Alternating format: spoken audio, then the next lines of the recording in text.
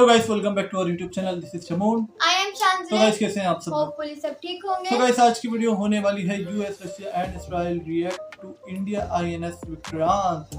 तो भाई ये है इसका टाइटल, आईएनएस विक्रांत के ऊपर इजराइल रशिया और यूएस का हम लोग रिएक्शन देखने वाले हैं। कोई क्वेश्चन भी पूछने वाले हैं इसमें ये है, तो देखते हैं, इसमें हम लोग तुक्का लगा देंगे दोबारा से। तो भाई लेकिन देखते पहले हैं। इनका सही हुआ था। हाँ, और मैं क्या कह रहा था, मुझे बोलने तो दे, मैं क्या बोल रहा था। हाँ, तो देखते हैं आईएनएस पे क्या रिएक्शन है वर्ल्ड का भाई। क्योंकि आईएनएस जो है, इंडिया ने आईएनएस विक्रांत की बहुत बड़ी कामयाबी हासिल की है। जैसे हम लोगों ने पिछली वीडियो देखी थी, मोदी जी उधर गए थे तो वो ग्लिम्प्सेस की जो है उनकी वीडियो देखी थी। तो भाई अभी देखते हैं ये वाली वीडियो और स्टार्ट करते हैं। स्टार्ट करने से पहले आप हमारे चैनल पे आज जब मैं वीडियो बनाते हुए थोड़ी नींद सी आ गई है। लाइक शेयर सब्सक्राइब कर दिया, इंस्टाग्राम पे फॉलो मत करना। तो वीडियो देखते हैं भाई, हैवी को।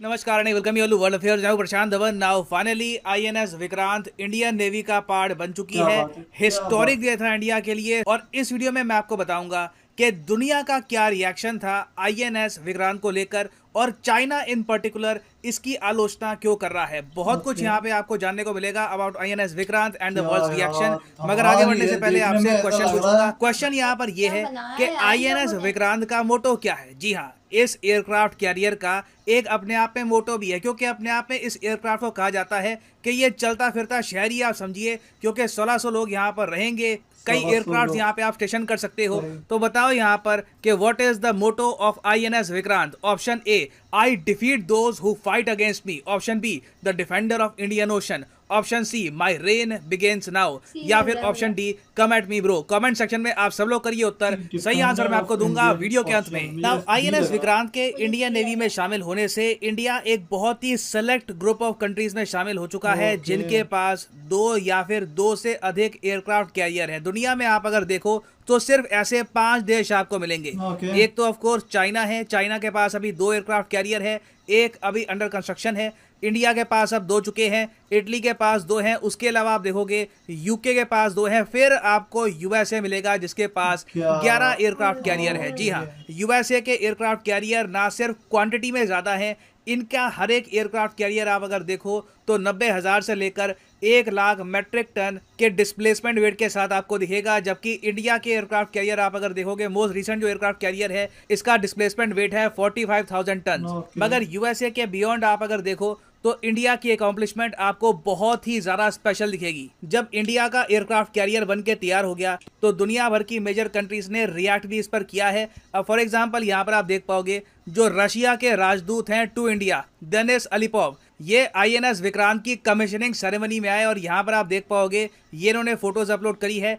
यहाँ पे आके इन्होंने कई स्टेटमेंट दी। पहली बात उन्होंने यहाँ पर यह कही कि ये एक प्राउड मोमेंट है इंडिया के लिए और इंडिया अब आगे बढ़ रहा है to become a global power. ये जो इनकी स्टेटमेंट है इसने काफी हेडलाइंस बनाई थी कि रशियन ऑनवे टू इंडिया ने कहा है कि India is on its way to become a global power. और टेक्निकली वैसे मैं आपको बताऊं तो ये स्टेटमेंट बिल्कुल ठीक भी है। अभी वीडियो के एंड में मैं आपको बताऊंगा कि इसका रीजन क्या है, मगर ये यहाँ पर कहा रशिया के ऑनवॉय ने। उसके अलावा इन्होंने यहाँ पर यह भी ऐड किया कि दुनिया को आवश्यकता है कि इंडिया मिलिटरीली स्ट्रांग रहे।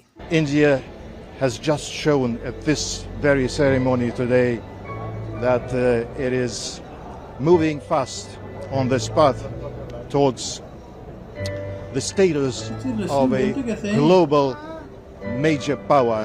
इस सब के अलावा आप अगर देखो तो यूनाइटेड किंगडम के जो एम्बेसडर हैं टू इंडिया, ये यहाँ पर मौजूद थे। ये आईएनएस विक्रांत का इनको यहाँ पर टूर करने को भी मिला और इन्होंने यहाँ पर ये बात कही है। अब यहाँ पर आप एक क्वेश्चन यही पूछ सकते हो कि रशिया के ऑनवॉय ने ये यहाँ पर क्यों लिखा है कि Russia is proud to be a part of it. जो ये डेवलपमेंट प्रोसेस है आईएनएस विक्रांत का, इसमें रशिया का क्या रोल था?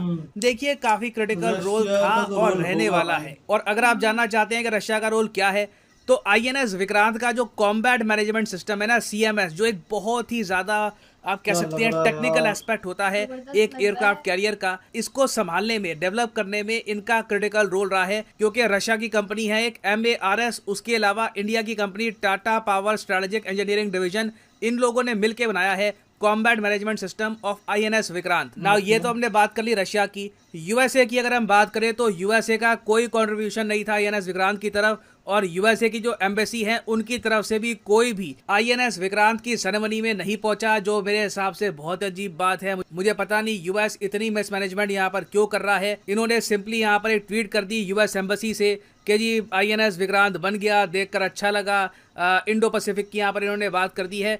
उसके अलावा आप अगर देखो तो अब 20 महीने से भी ऊपर हो चुके हैं कि कोई भी यूएस एम्बेसडर डिप्लॉयड नहीं है इंडिया में, और बहुत सारी इंपॉर्टेंट सेरेमनीज हैं जहां पर यूएस अपनी प्रेजेंस बिल्कुल प्रोवाइड नहीं कर पा रहा, जिससे मैं कहूँगा कहीं ना कहीं दोनों कंट्रीज के जो रिलेशंस हैं इन पर भी इम्पैक्ट पड़ रहा है। खैर ये हमने बात करी है यूएसए की। जो फ्रांस के एम्बेसडर हैं टू इंडिया, इन्होंने यहाँ पर ये कमेंट करी, इन्होंने यहाँ पर कहा है कि बहुत ही जल्द हम देखेंगे कि फ्रांस का जो एयरक्राफ्ट कैरियर है चार्ल्स डे गॉले, क्योंकि आपको पता होगा फ्रांस के पास अभी सिर्फ एक एयरक्राफ्ट कैरियर है, एक और एयरक्राफ्ट कैरियर इनका अंडर कंस्ट्रक्शन है।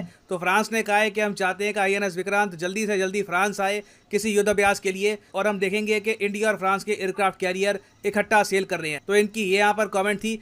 उसके अलावा इजराइल की तरफ से सिंपल सी ये स्टेटमेंट आई है कि congratulations to our Indian brothers, job well done. Israel के पास कोई भी एयरक्राफ्ट कैरियर नहीं है। Greetings from Cochin, from beautiful state of Kerala.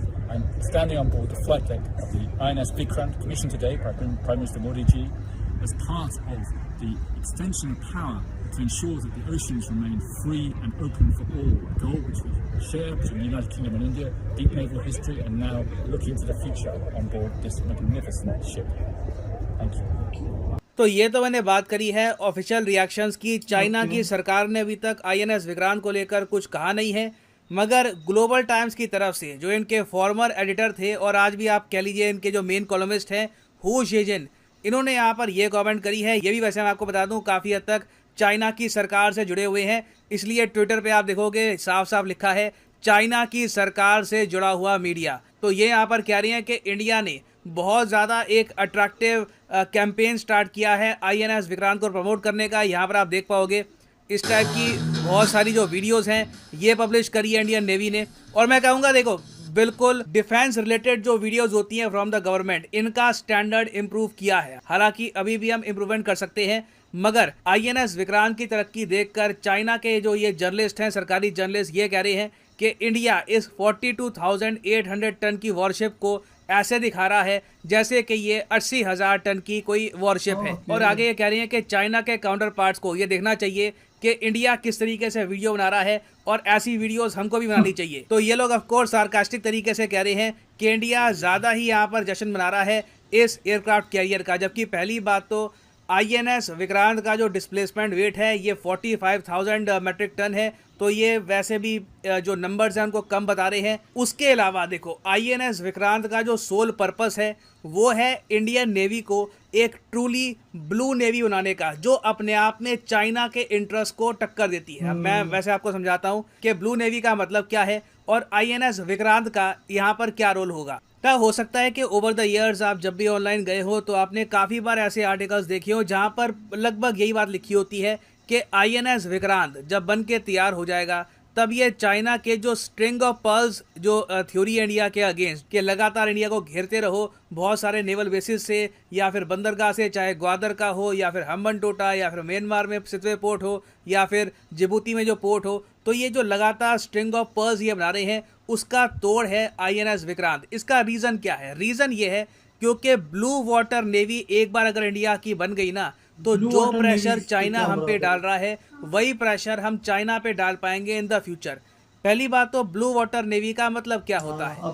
Blue water navy वो होती है जो अपने एरिया के बियॉन्ड काम कर सके। एक तो होती है नॉन ब्लू वाटर नेवी जो अपने एक्सक्लूसिव इकोनॉमिक जोन के आसपास ही काफी हद तक सीमित रहती है, उसके आगे वो कहीं जाती नहीं है। फिर ब्लू वाटर नेवी में इतनी कैपेसिटी आपको दिखेगी कि वो अपने बॉर्डर्स के आगे जाकर ना अटैक भी कर सकती है, ग्लोबल इवेंट्स में पार्टिसिपेट भी कर सकती है। फॉर एग्जाम्पल यहाँ पर आप देख पाओगे ब्लू वाटर नेवी की भी ना टोटल 4 रैंक्स होती है, रैंक 1, रैंक 2, रैंक 3।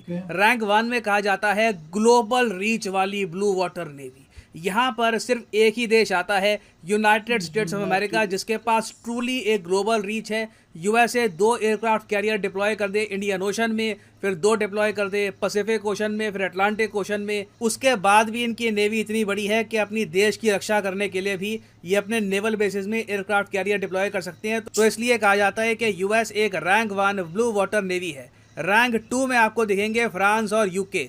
इसका मतलब ये है कि ये अपनी खुद की देश की रक्षा कर सकते हैं। उसके अलावा एक टाइम पर दुनिया के एक पर्टिकुलर रीजन में भी अपनी जो प्रेजेंस है बढ़ा सकते हैं। फॉर एग्जांपल फ्रांस और यूके की नेवी आप देखोगे, अपने अलावा ये रशिया के आसपास का जो कोस्टल रीजन है वहाँ पर हमेशा अपनी नेवी डिप्लॉय करके रखते हैं, एक थ्रेट रशिया को देने के लिए कि कल को अगर रशिया ने अटैक कर दिया तो फ्रांस और यूके मिलकर रशिया पे अटैक कर सकते हैं अपनी नेवी से। तो इसलिए इनको कहा जाता है rank 2 blue water navy. India China अभी आते हैं रैंक 3 की कैटेगरी में। ये है मल्टी रीजनल पावर प्रोजेक्शन वाले देश। मतलब कि ये जो देश है ना, ज़्यादातर अपने रीजन के आसपास ही, अपनी तो खैर ये रक्षा कर लेंगे कंट्रीज अपनी नेवी से, उसके अलावा अपनी रीजन में ना ये अपनी पावर ज़्यादा शो कर सकते हैं, मगर किसी और ओशन में जाकर इनकी नेवी इतनी एक्टिव हो नहीं सकती। फॉर एग्जांपल चाइनीज नेवी आपको अटलांटिक ओशन में इतनी दिखेगी नहीं, ना इंडियन नेवी आपको दिखेगी अटलांटिक ओशन में या फिर किसी और ओशन में। तो इसलिए इंडिया, रशिया, चाइना, इटली हम सब रैंक 3 पे आते हैं। उसके नीचे आती हैं रीजनल पावर प्रोजेक्शन वाली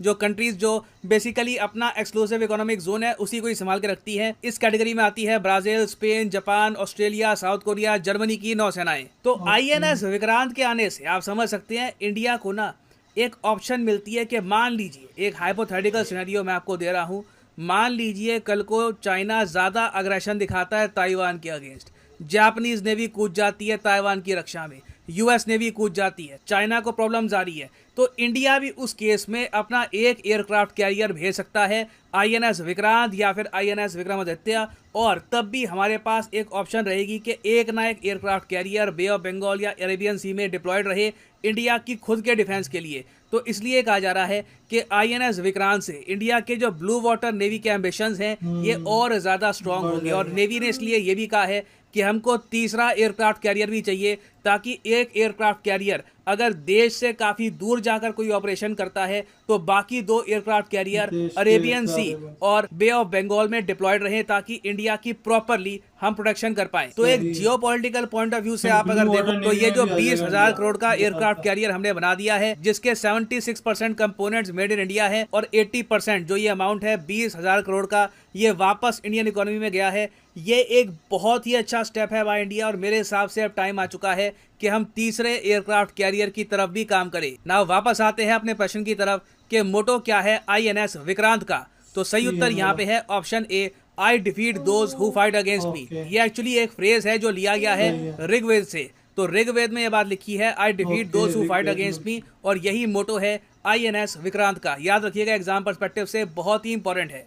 और फाइनली यहाँ पर मैं ये भी ऐड कर दूं कि आप किसी भी एग्जाम की तैयारी, विक्रांत के बारे में इन्होंने काफी सब चीज बताया और वर्ल्ड का रिएक्शन बताया, USA का बताया, रशिया का बताया, और चाइना का शॉकिंग रिएक्शन था कि चाइना ने बकायदा कमेंट किया। हालांकि वो कोई ऑफिशियली जो है अपना कोई गवर्नमेंट का जो है बंदा नहीं था, मगर जो है फिर भी उसका जो है कमेंट ऐसा था कि वो ट्वीट था, वो देख के हैरानगी हुई कि जो है भाई इंडिया शो ऐसे कर रहा है, बनाया 45 इसका है, जो भी उसके अंदर लिखा हुआ था। हाँ, तो वो तो जो है वो वाकई में शॉकिंग था। मतलब चाइना और इंडिया की भी इतनी चल रही है आपस में। मैं तो समझ रहा था इंडिया पाकिस्तान में ही होता है कि जो है एक दूसरे को जो है वो करते हैं। पाकिस्तान में भी ऐसे कुछ लोग हैं, कुछ बहुत तारीफ कर रहे हैं INS विक्रांत बनने पे कि जो है काफी बड़ी अचीवमेंट है इंडिया की। और कुछ ऐसे भी हैं जो बोले अबे हाँ भाई क्या कर लिया है, वो मतलब हर जगह है, हर चीज आसान नहीं होती, हर जगह मिलेंगे आप लोगों को ऐसे लोग। बाकी इंडिया की INS विक्रांत की बात, जैसे इन्होंने काफी चीजें समझा देता है ये बंदा, इनकी वीडियो देखने से काफी चीजें समझ आती हैं। वरना INS विक्रांत से हमें पता तो लगा था, मगर अभी जैसे इन्होंने ब्लू वाटर नेवी का बताया कि इंडिया अगर एक और बना लेता तो वो फिर मेरे ख्याल से पक्का ब्लू वाटर नेवी में चले जाएगा। ब्लू वाटर नेवी में चले गया तो समझ लो उसके बाद इंडिया अपने उन मुल्कों में आ जाएगा जो अपना तो डिफेंस कर सकता है और जो दूसरे जाके भी कहीं लड़ सकता है। मतलब कमाल हो जाएगा भाई, जबरदस्त है। बहुत जबरदस्त वीडियो थी। आप लोगों को कैसी लगी जरूर बताना। प्लीज बताइएगा। हमारे चैनल पे नहीं हो तो लाइक शेयर सब्सक्राइब कर देगा, मैं इंस्टाग्राम पे फॉलो करना मत भूलिएगा। तो गाइस ये थी वीडियो, मिलते हैं नेक्स्ट वीडियो में। Bye bye.